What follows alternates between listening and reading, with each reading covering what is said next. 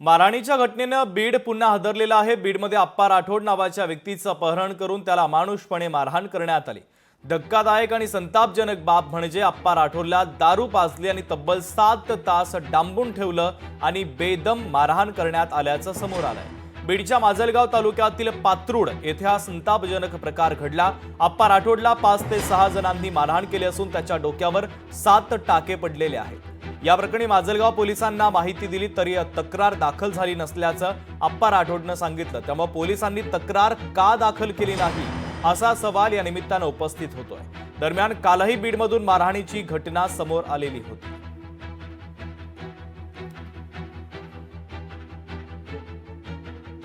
राजकीय आश्रयानं या सगळ्या गोष्टी झालेल्या आहे होतात।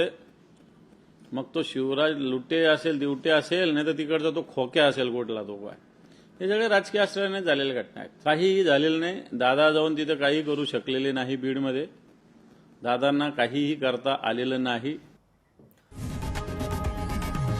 लोकशाही मराठी ऐका, पहा, जागरूक रहा।